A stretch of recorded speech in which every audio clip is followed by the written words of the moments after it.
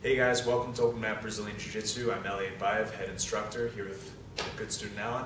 We're going to be looking at the three most important chokes in Jiu-Jitsu. First one is the guillotine choke. If you're in a self-defense situation, this is probably the highest percentage choke you're going to find. Say someone's trying to tackle you. You end up in a self-defense situation, someone tries to tackle you. As Alan comes in, I want to keep my hips back here, and now notice his neck's on a horizontal angle. That leaves his neck exposed. We're going to wrap his neck up, grab our wrist here, and now step back in and try to lift here. You see this all the time in the UFC. One more time. Other side, as Alan comes in, he shoots in to take me down. I'm going to get my hips back. I'm going to wrap his neck up. My other hand is going to grab my wrist. I want to make a fist here so he can't grab my fingers and start trying to break them. I make a fist, I grab my wrist, I'm going to step back in, and now I'm going to bring my wrists all the way up to my chin here. This is the basic version, but it's a super, super powerful choke. Second version, or second choke, say we end up, I end up behind Alan, or I'm able to take him down. Here we've got a really powerful move. If he, say, tries to push me, use an arm drag, get behind him, get him to the ground.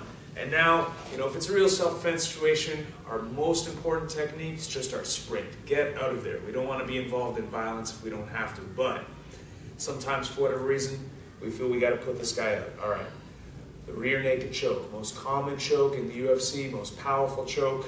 When you're behind someone, we're going to elongate our arm, press our elbow into their neck, bring this hand up and trap so that if Alan tries to pull down on my arm, it's stuck. He can't.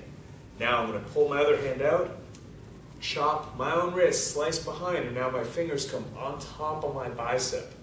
Why do I have my hand facing? You see a lot of people do this incorrectly. You see them try to push down.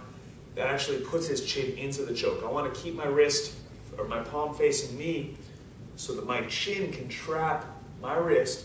Now my elbows are going to come together and into his belly button. Okay, so one more time. We got Alan down.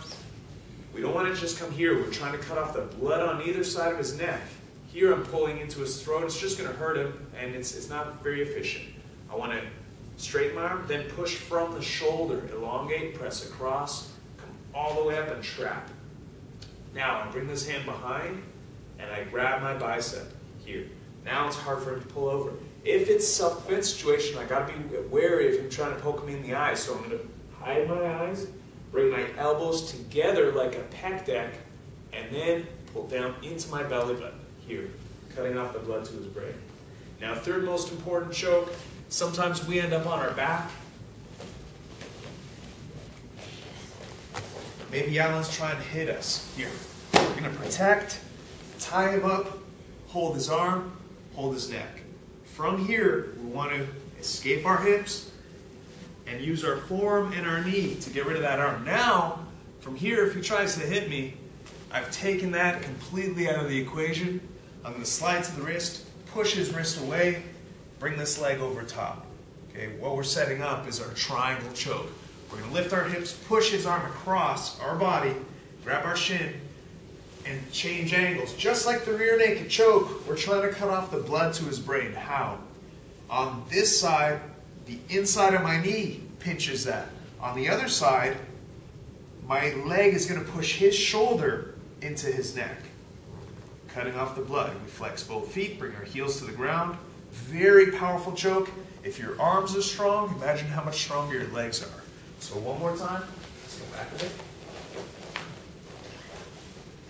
So we're here, Alan's trying to hit me, protect, bring my knees to my chest, and I wrap him up right away.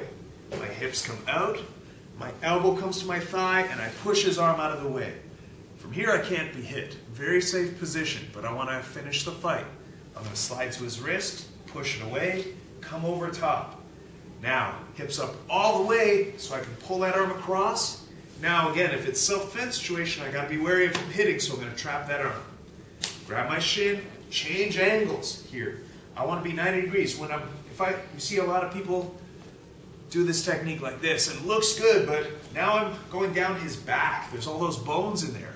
I want to get a good angle so that I'm just going across his neck. I don't have to deal with all that bone structure. Now I flex my feet, pull my heels to my butt, pull down, lift the hips. These are three awesome, really important chokes.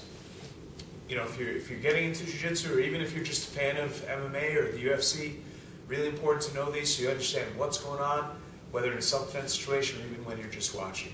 We're Openmat Brazilian Jiu-Jitsu. We love teaching. We'd love to have you come out. Come join us. We've got a 30-day trial. It's a lot of fun.